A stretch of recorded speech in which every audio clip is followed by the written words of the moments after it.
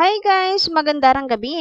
Welcome back po dito sa Gandara SRU channel for Showbiz Update. Andito na naman nga po akong muli, nagbabalik. Ang nagmamaganda po ninyong katsismosang Kim Pao upang magatid ang latest update and fresh happenings patungkol sa dalawa. Kaya naman kung isa ka sa hindi pa nakaka-subscribe, i-click mo na yung subscribe button at notification bell, lalo na kung Kim Pao updates ang inyong hinahanap dahil sagot na po natin yan. And para maging updated po kayo at ma-notify tuwing may bago tayong balita tungkol sa dalawa. So ito na nga para sa gabing ito, ikatutuwa po ninyo guys at ikakikilig ang ating napakagandang balita. Sapagkat ayon sa ating nasagap, ang Kim Pao ay mayroon pong bagong project na gagawin. Mayroon pong bagong niluluto na proyekto para sa kanilang dalawa. Grabe nga naman ang Kim Pao. Hindi pa po tapos. Katunayan nga po niya, nagsisimula pa lamang po sila sa pagbuo nitong My Love Will Make You Disappear, may bago na po agad na nakapilang proyekto sa kanila. So, isa lang pong ibig sabihin nito, napaka-in-demand ng Kim Pao and parang wala pong ibang artista dahil laging sila po ang pinag-uusapan sa X, sila po ang laging trending, ang viral, at sagana po sa projects and endorsement.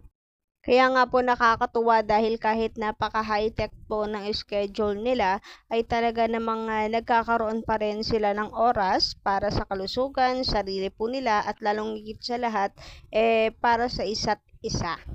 Which is, siya naman pong napaka-importante para sa isang relasyon na kahit anong busy po ninyo, wag niyo pong kalimutan na magkaroon ng time sa isa't isa. So, kahit hindi po siguro kayo magpangita sa maghapon, yung simpleng pag-update or pag-uwi, kwentuhan, saglit na kwentuhan, lambingan, ay napakalaking bagay. So, sabi nga po dito, pabuti na lang daw ang Kim Pao ay marunong magpahalaga sa isa't isa. Kahit paka high-tech ng schedule nila ay hindi po nawawala sa listahan ng mga priority nila ang relasyon nilang dalawa. Sabi nga dito, yes, it's true from Miss Rowie Isabelio.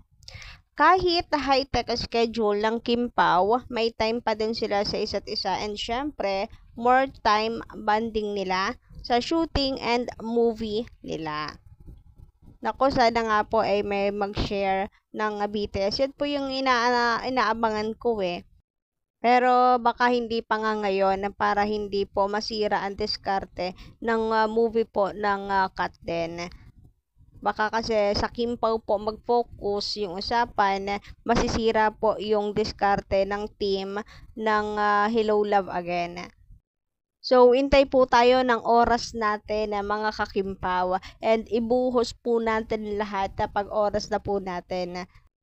Anyway, speaking of Kim Pao, pagpili po sa isa't isa, eto nga po at si Paulo Avellino ay lumipat pa po ng kanyang management and based sa ating latest na nasagap ay dito nga po yon si Star Magic upang makasama si Kim Chiu. May larawan kasing kumakalat ngayon at na pinag-uusapan po ngayon sa mundo ng social media. Sana nga no, kapag nagkataon answered prayer po talaga mga kakimpawan.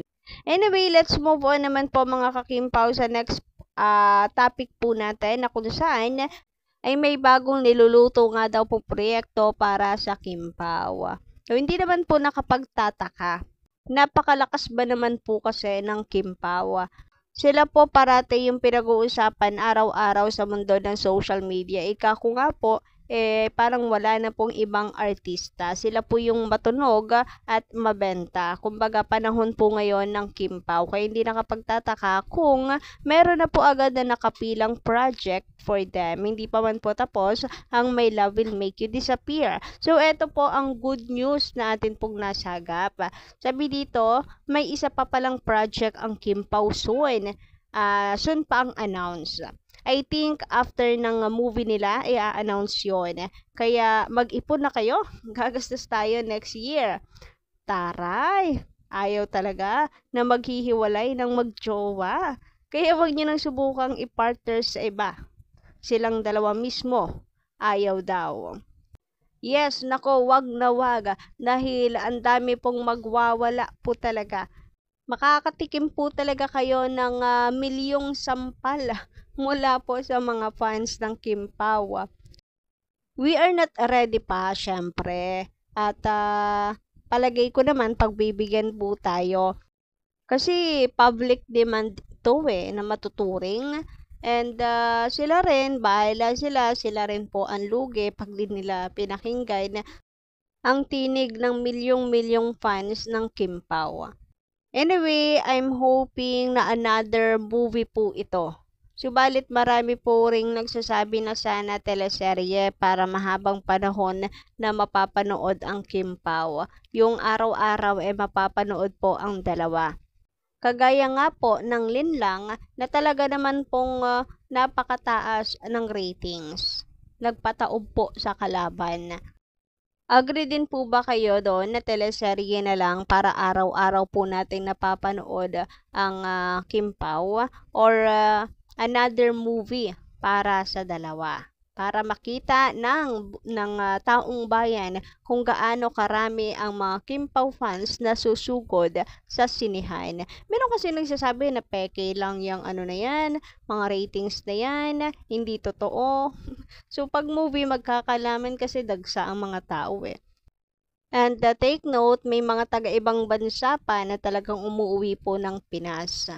At meron nga po akong nababasa ngayon pa lang na uuwi daw po talaga para mapanood po ang movie ng Kim Pao. Samantala, natawa naman po ako at kinilig at the same time sa komento ni Miss Ann Arama. Nakapahiram po ng inyong tweet, Sobra po kasi akong naaliw. Sabi niya kasi dito, next project daw nila is magpakasal at magka-baby. Dilulo ko lang, hehe. So, naku, hindi ka po nag-iisa. Marami po tayo na nangangarap niya na sana yan ang next project ng Kim Pao. Hindi pala next project na pelikula or teleserye, project in real life pala talaga yung inaasahan ng mga fans at gustong mangyari ng mga fans ang magpakasal at magka-baby yung dalawa. Grabe nga naman yun. Kim and Paulo, kailan ba kasi kayo gagawa ng real life project, ng project sa totoong buhay? Naiinip na yung mga fans. Biro lang to guys baka may magseryoso. Biro lang po ito pero sana cross finger, sana magkatotoo. Sana to pa rin po ng Kim Pao. Naku, panigurado marami pong tatalo nila sa sobra pong tuwa. Pero malay nyo naman, di ba mga ka-Kim Pao fans, si Papi Paulo naman parang nadulas na rin po siya tagbigay ng pahiwatig sa interview niya kamakailan lang na kung saan itong taon na to ay binigay daw talaga sa kanya para asikasuhin yung personal at ibang aspeto ng buhay niya. Samantala, shout out naman po kay Miss Marieta Tomenes. Magandang gabi po sa iyo. Shoutout. Sabi niya dito, Ma'am Gandara, pakibasa naman po ng mga comment ko. Nakapasensya na po sa sobrang dami po kasi ng mga Kim Pao fans ng ating mga commentor ay hindi ko po nabibigyang pansin lahat. Anyway, sabi nga po niya dito, bakit nga ba napakaraming bash ng bash sa Kim Pao? Bakit bigla na lang sinisiraan si Paulo, si Kim, gayong napakatahimik naman nila. At tunay na boyfriend na nagmamahala kay Kim. Nako, yan po ang bagay na hindi na po natin dapat tinatanong. Kasi inggit na po yung umiiral sa kanila kaya wala na po silang nakikitang maganda kay Kim and Paulo. And wala po tayong magagawa na doon kasi lagi naman po sa buhay parati pong may kontrabida. Kung si Jesus nga, meron pong basher na, meron na pong mga kontrabida sa buhay niya nung nandito siya sa lupa. Paano pa kaya tayo ng mga ordinaryong tao lang, 'di ba? So kahit po anong gawing kabutihan ng Kim Pao at manahimik sila, hindi po yan makakaligtas sa mata at panlalait, pangbabatikos sa mga taong inggit sa maganda at masayang buhay nung dalawa. Nako, lalo na kapag may bagong blessings pong natatanggap ang dalawa. Asahan niyo na diyan po sila puputak ng puputak. Anyway, yun lang muna ang ating update sa gabi ito. Maraming salamat sa pakikinig and don't forget to click the subscribe button and notification bell for more updates. Maraming salamat.